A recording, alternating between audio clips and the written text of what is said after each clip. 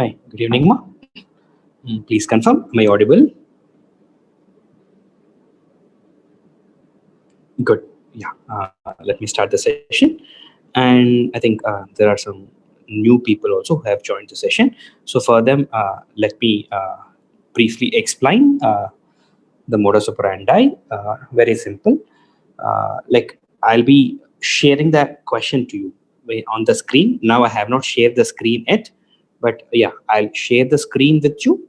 And when I share the screen with you, on the screen, the question will be seen, and I will give say 1 minute or 45 seconds or 30 seconds depending upon the toughness.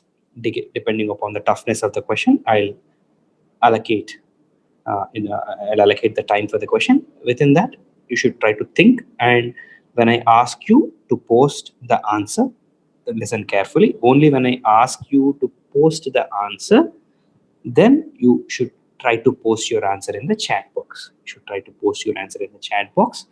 And once you guys post your answer in the chat box, then I'll initiate the discussion. Okay. So it's very simple, as I've already told. I'll show when I share the screen with you, I'll show the question to you. You guys will read the question, and I'll also give some time to think over the question. And after you guys think over the question, only when I tell you to post your answer, then you are supposed to post your answer. The reason being, please also give some time for your friends to think the answer, to think for the answer. So if you hurriedly post your answer, then it will prevent them from thinking. Okay, as it's the first session, there might be a slight confusions, there might be slight little technical aspects likewise, but from the very second session, I'm sure you guys will get acquainted too, and you will start feeling more comfortable. Okay, so on this note, let me not waste much time with this. I'm starting the session. Please note, let me repeat again for you. I'll show the question, you will see the question, and I'll allocate the time for each question.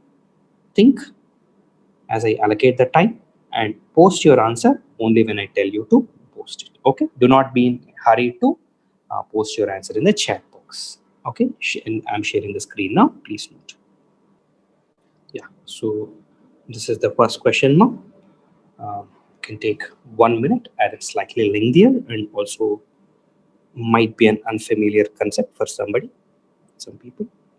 Please take 1 minute time and try to answer, and post your answer only when I tell you guys to post it. Okay, yeah, please try to post your answer, ma.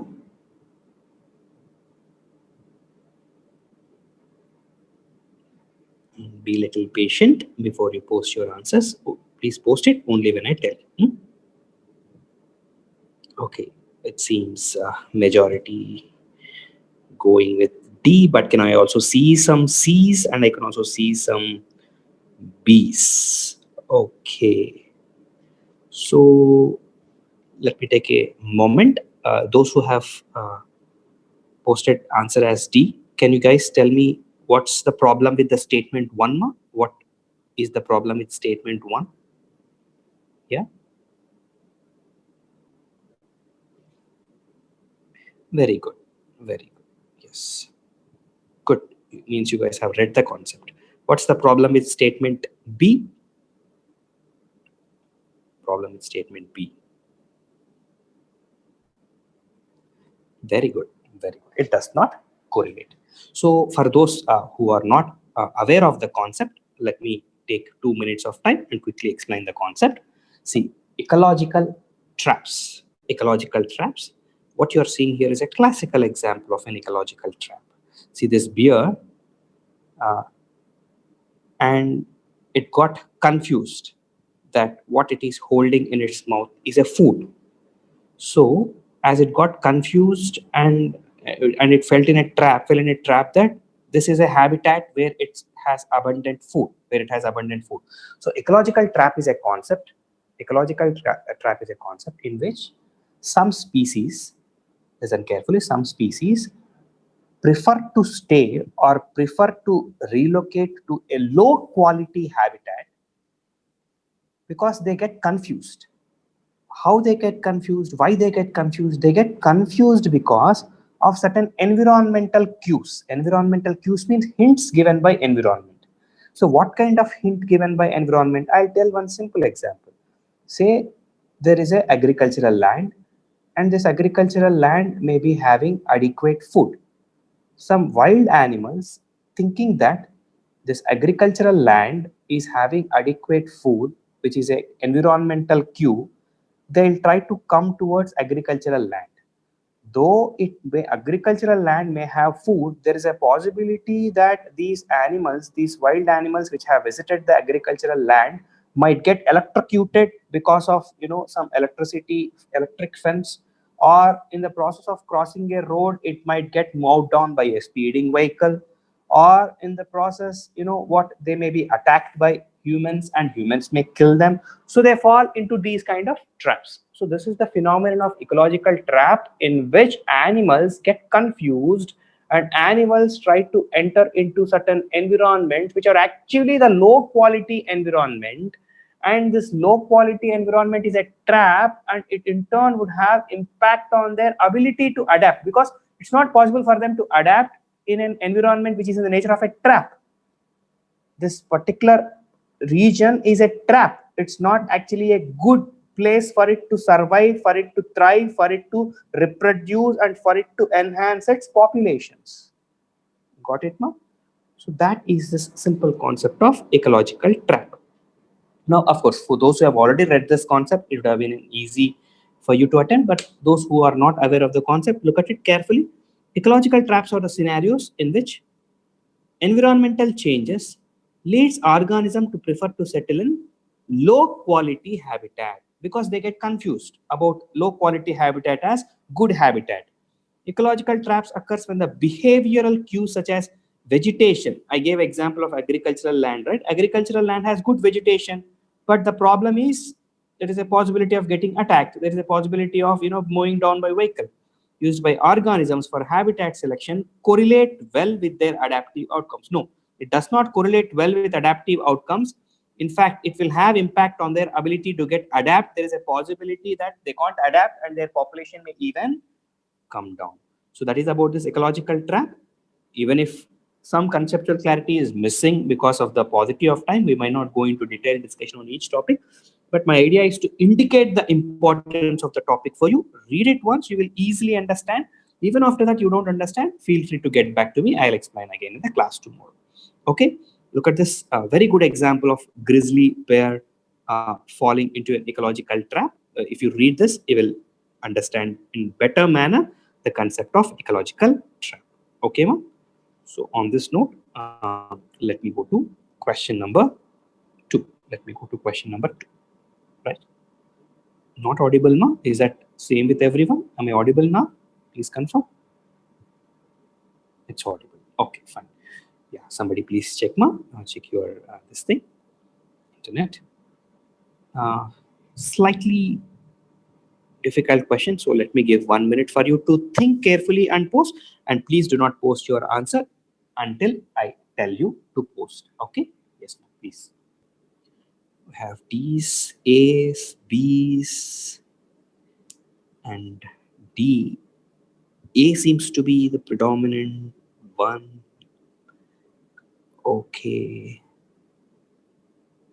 Okay, some also went with D, but most of you are going with A. So all those who have confidently marked it A. Okay, yeah. Sujita, why do you think it is A, ma? Are you sure? Raghuvir, you also have marked it A. Look at it again. Is this concept, source sink dynamics concept, anywhere related to concept of invasive species? It's completely not related concepts, ma. I think if you guys have read about ecological trap model, you would have understood that these two are interrelated concepts. Source sink dynamic concept and ecological trap model are closely related concepts. And source sink dynamic concept is not directly related to concept of introductory pathways of invasive species. Introductory pathways of invasive species is it's a very simple term. The pathway or the route through which invasive species gets introduced into a native ecosystem. I'll say this again. What are introductory pathways? Name itself is suggestive. Introduce. What will get introduced? Invasive species. How they will get introduced, or in what way the invasive species will get introduced into a native ecosystem is nothing but introductory pathway. Simple example, a ballast water tank of a submarine, of a big ship. When this ballast water tank will move from, say, coast of Indian Ocean to the coast of Pacific Ocean, it will take water from Indian Ocean and it will leave water at Pacific Ocean. It will take water from Pacific Ocean, it will leave water at Indian Ocean. So it's an introductory pathway by which invasive species from Indian Ocean, by which species from Indian Ocean will get introduced into Pacific Ocean, will become invasive there. Species from Pacific Ocean will get introduced into Indian Ocean and will become invasive here. So likewise, source sink dynamic concept has nothing to do with the concept of invasive species now. So the entire question is twisted just to confuse you. So I want you guys to understand the concept of source sink. What is this source sink? Very simple. Source means, because this is in news in the recent times in the context of increasing number of tigers in India, source and sink. Source means, say, for instance, source habitat. Source is nothing but a source habitat which has abundant prey, or for other organisms, abundant food if they are not carnivores, which have good water, which have adequate number of mates available, and which has a congenial environment to live and grow their population. Congenial environment to live and grow their population. Whereas a sink, no, though it looks like a habitat, with congenial environment, in reality, say for instance, it may be having food, but if they move from source to sink thinking that they have food, there is a possibility that they might fall in the trap. Why we are discussing this topic in this length? It's very simple. In India, most of the tigers, because of the increase in their population or the rapid surge in the population, but commensurately, we did not make efforts to secure the source areas, nothing but the protected areas. The percentage of protected area networks in the country, like national parks and tiger reserves, have not increased, but the percentage of the animal population has increased. So most of the animals, they are moving from the source to sink. And when the animals means in this case tigers, as they are moving from the source to sink, there is a possibility of wild and human conflict and other associated problems.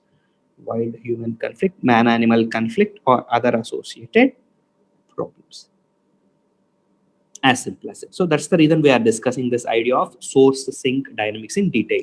Source sink dynamics is not directly related to the idea of invasive species, but it is much more broader concept with the potential to determine the populations of the entire species themselves. So when I share the PDF with you, try to go through this once quickly and quickly revise it once. So it will help you better understand the concept of source sink dynamic and also the concept of ecological traps. Both are important concepts. There is a possibility of questions like this coming up in your exam. Be attentive.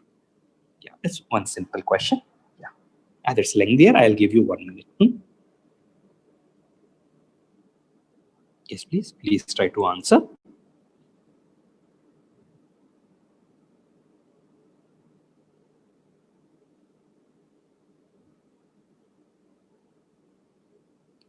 Oh, most of you are going with C.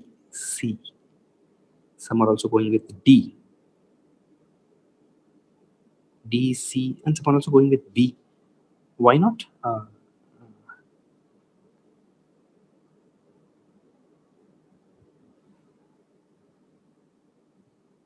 Yeah. There are 4 or 5 doctors in the group, and you guys are not supposed to commit a mistake.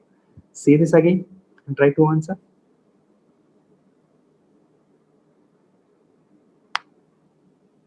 Some using not even one correct answer.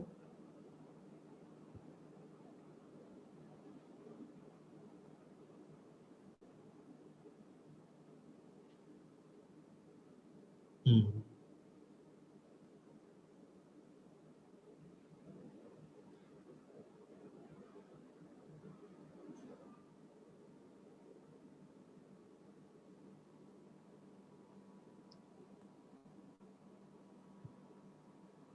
Yeah.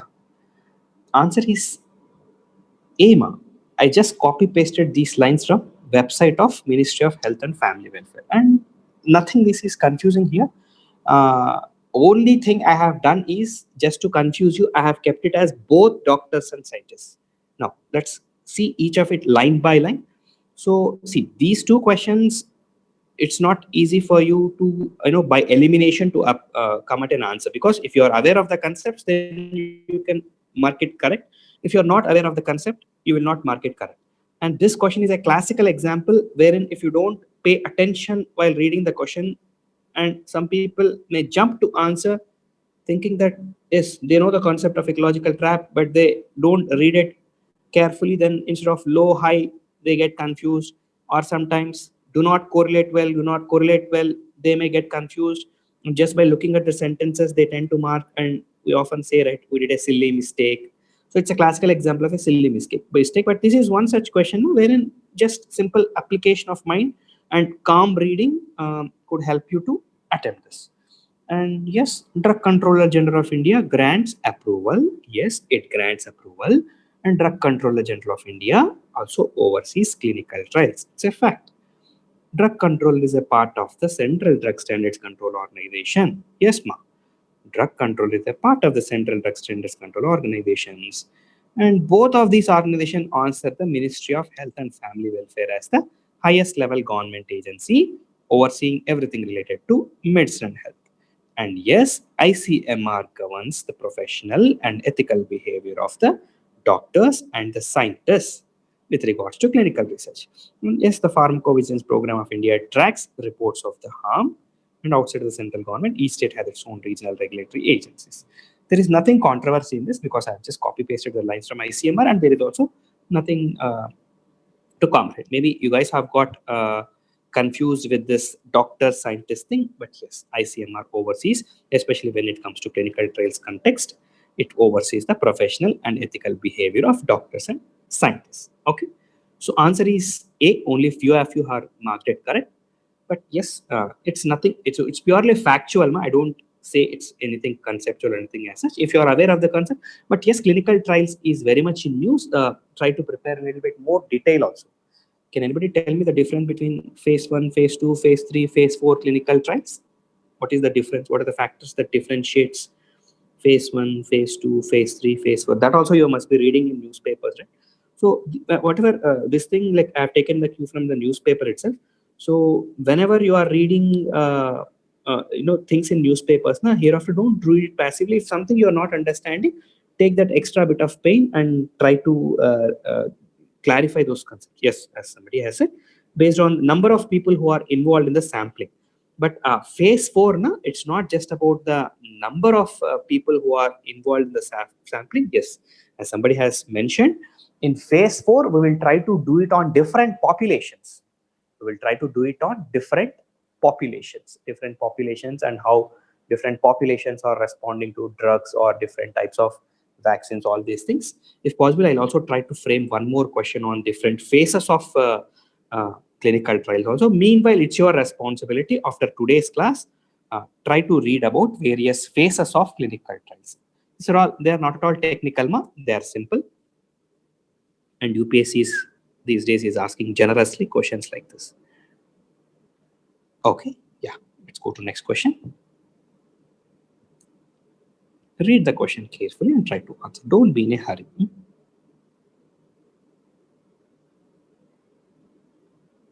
This is one of the most important thing which from my sessions you should learn to read the question patiently. Hereafter, you should see a visible improvement in your scores from the things you are learning here.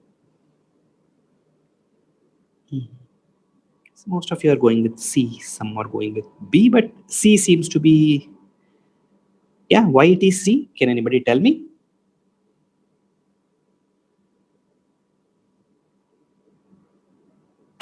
Okay. So it's like some questions you will mark it correct. Very good, Monica. These are historical chronicles, ma. It's not about Sanskrit and all. Okay. Okay. There, your luck has clicked and you guys have marked it correct. But it's not just about Sanskrit and all. These are the historical chronicles. Now let me test you guys a little bit more. What is this? Class of ancient Indian collection of interrelated animal fables in Sanskrit verse and prose and manuscripts. What are they called? Any good example? Any good example? Very good. Panchatantras, right? They are Panchatantras. But be very clear, uh, what are these Buranjis? Buranjis are chronicles. These are chronicles, means historical representations. These are historical representations of the the times of about the Assamese history and also about Ahom kingdom. Anybody can quickly recollect and tell me other important examples of chronicles which you guys have read in the context of medieval India? Listen to the question carefully. Any other chronicles which you guys could have read in the context of medieval India? Try to answer. You can take a guess also. Very good. Yeah, these are all examples of chronicles. Akbarnama, even Kalhanas, Rajatarangini. Yes, good, good. Humayun Nama, Akbarnama, Padshah Nama, Alamgir Nama. Very good, very good. Silappatikaram, I don't know if we can call it as a chronicle or not. Ma? I'll find out and let you know.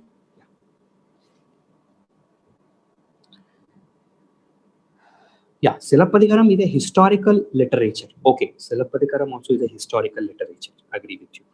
So Buranjis, you can say that these are a class of historical chronicles and manuscripts associated with Ahom kingdom, written initially in the Ahom language and later in Assamese language. Okay, just read about this content related to Buranjis because it's recently in the news, the ideas related. At the details in the Buranjis regarding the Ahom Mughal conflicts agree with those in the Mughal chronicles such as Baharistan, Padshah Nama, Alamgir Nama, and Fathiya. And they also provide additional details which are not found in the Mughal chronicles also. So that is about this Buranjis, which are the historical literature of Assam. Okay, ma? Look at this.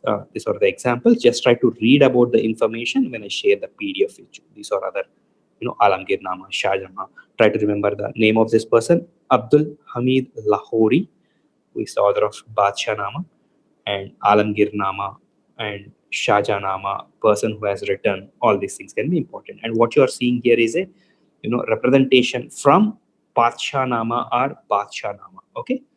So yes,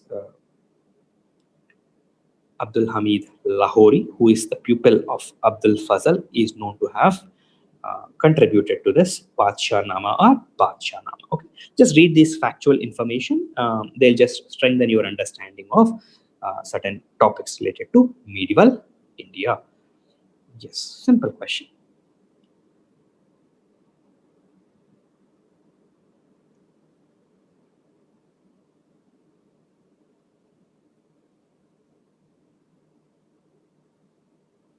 Read every question, especially in general studies one, word by word. Don't read sentence by sentence. That's the common mistake committed by students. Read question word by word because for us time is not a constraint when it comes to paper one. Be aware of this simple aspect.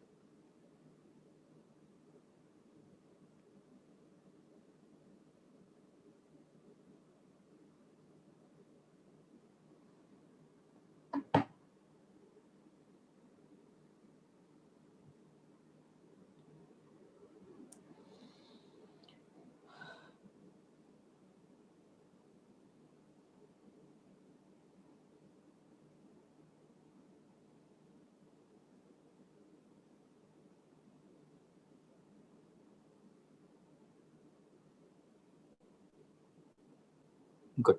Yeah, try to answer.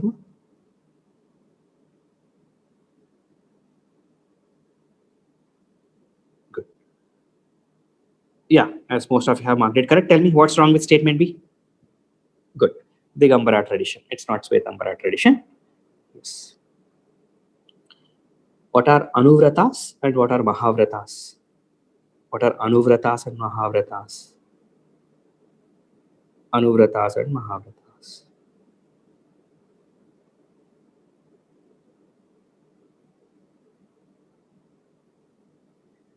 That's what my question is. What are Anuvratas and what are...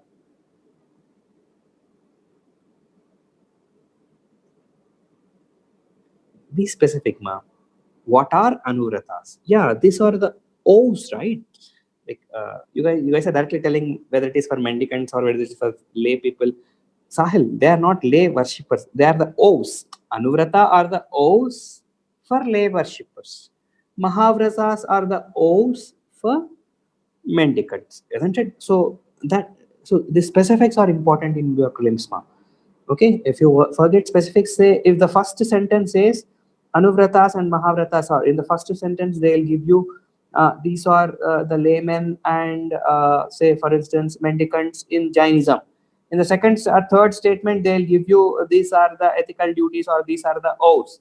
Then you will jump and you guys will mark it as a. So that's what. Don't do these kind of mistakes. You should be specific. Okay, yeah, major and minor O's is a better way of putting it, isn't it? See, last year only the question has come, right? You guys remember question on paramitas? Those people who have written prelims, you must be aware. Paramitas, they have asked a question on meditation or something related to Buddhism. Likewise, so yes, they're asking questions a little deeper on Jainism and Buddhism. Be aware of it.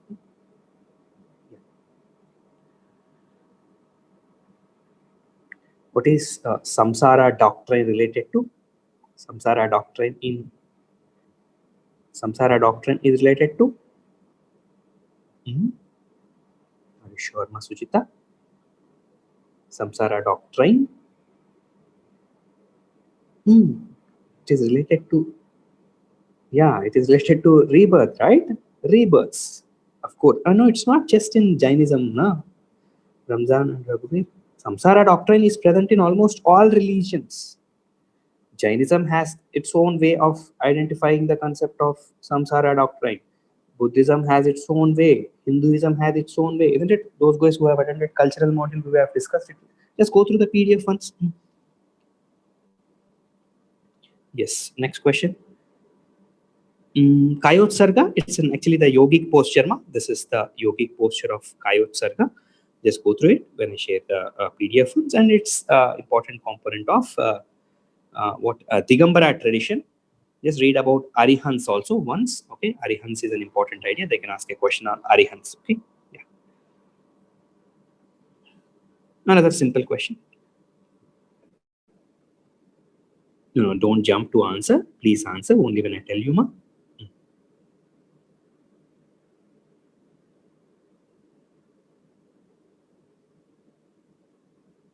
Good, good. Most of you have gone with the right answer. Okay, tell me what is wrong with statement A then. Very good, very good. It's not for self-help groups, na? It is meant to help migrant workers. It's meant to help migrant workers. Good, glad you have.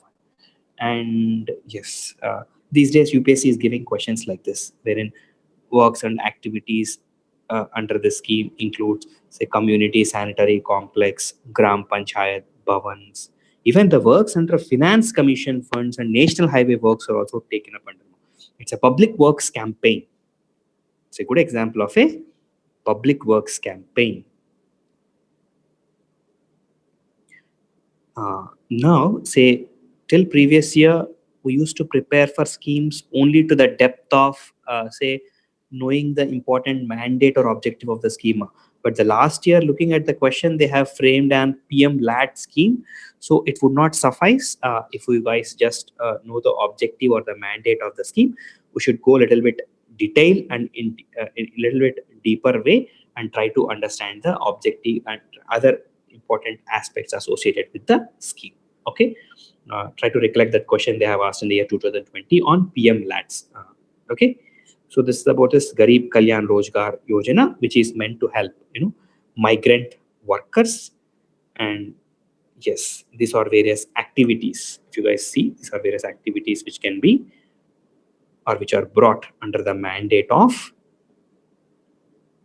Garib Kalyan Rojgar Abhiyan. Garib Kalyan Rojgar Abhiyan. Just read the PDF when I share it with you more carefully. Yes, another simple question. 30 seconds. And please post your answer only when I tell you. Good. Good. Most of you have answered correct. Okay, tell me what's wrong with statement A.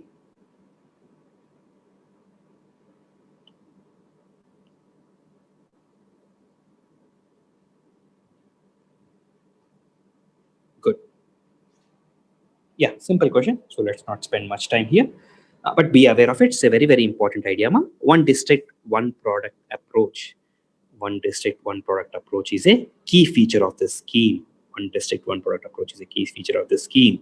And scheme would benefit nearly 66% of units which are located in the rural areas. Scheme is implemented by Ministry of Food Processing and Ministry of Food Processing Enterprises. Okay, so that's about this simple question. Just read the content when I share it with you. Also, carefully read about various aspects associated with the scheme. One district, one product approach. And yes.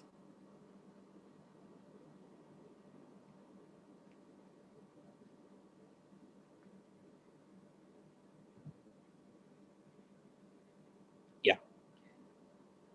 UPSC's favorite, right? These days, questions on human biology, they're asking plenty. And yes, in the context of the present COVID, as you guys come across these terms recently in newspapers, yes. And also, anyways, it's UPSC's favorite.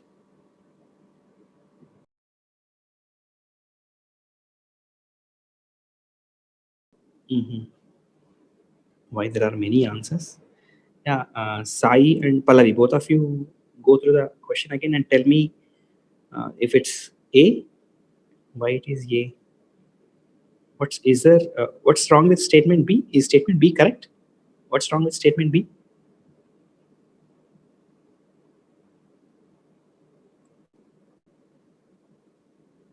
Yeah, that's what. Thymus and thyroid glands are same. Sorry, not same. They are different. Thymus and thyroid are different. Okay, and even if you guys get confused, that's what you should. The beauty of reading word by word, and that can help you in solving the question. So even if you guys are not sure whether it is thyroid gland, thymus gland, there is one more hint, right? An essential part of the endocrine system. You all know that endocrine system is something related to hormones and all. But this T lymphocytes, B lymphocytes, all this stuff, these are related to the immunity system or immune system. Then okay, even if you are not sure about thyroid gland, then this should at least hint you that okay, there is okay, not just one doubt. I should have now two doubts. That is, it's not part of endocrine system anyways. So you should have taken the chance and you should have marked thought only A is correct and you should have gone with answer, isn't it? That's what try to read sentence word by word so that it's less likely you commit these kind of silly mistakes. Of course, even if you miss on this first hint, at least the second hint should have helped you in arriving at a correct answer. Yeah, yeah, see this. 30 seconds. This is Hindu. Yes, please try to answer. Let's not waste much time here. Yeah, please try to answer.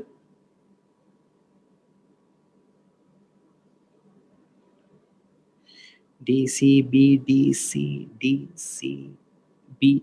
We have many answers here. Chalo, I think as there are many answers. So yeah, what's wrong with statement A? Tell me directly. What's wrong with statement A? Yeah, it's not nervous system. First things first. It's not nervous system. It's again immune system here. See, I'm not going anything technical, ma. These are all very, very basic stuff which you guys read in your Vision, Insights, Forum, Current Affairs on regular basis, and you read in newspapers. So should be aware of the simple fact that transplant rejection is an immune mediated reaction. Is an immune mediated reaction. And of course, rejection occurs, transplant rejection occurs not just because of T cells, but it is also mediated by B cells. All the cells are involved. Okay. So transplant rejection or tissue graft rejection. Transplant rejection or tissue graft rejection is an adaptive immune response via cellular immunity as well as humoral immunity.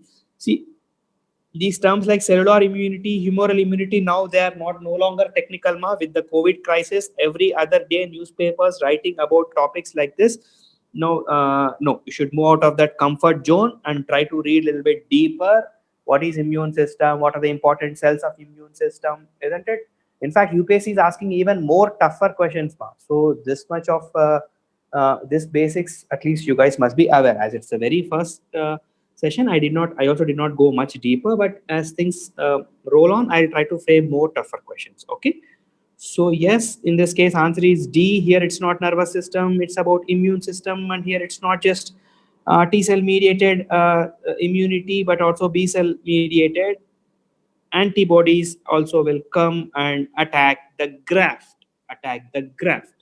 thus leading to graft rejection or transplant rejection. Fine. Another very simple question. Just take 10 seconds.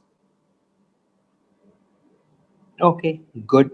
Glad you guys are aware of it. So what is CBNAT? Can anybody tell the full form of CBNAT? Or cartridge-based nucleic acid amplification test? Okay, I myself have told it. What is other name for CBNAT, which is WHO names it as? Anybody? Any idea? WHO calls it as gene expert now. So even in the exam, if it comes as gene expert, don't get confused. Gene expert or cartridge-based nucleic acid amplification test, and yes, TrueNAT test and line probe assay. These are the diagnostic tests for tuberculosis. Okay, be aware of the diagnostic test for COVID-19 also. There's a possibility. But don't jump into writing as COVID-19 just because it's mentioned in the first. Okay. Yeah. What is this? Simple question. 10 seconds.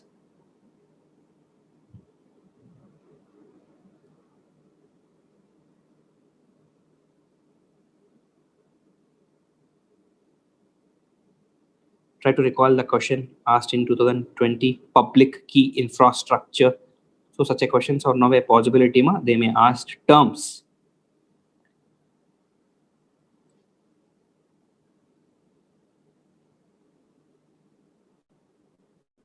Yeah. Let's not take much time in trying to answer. No, Sai, it's not B.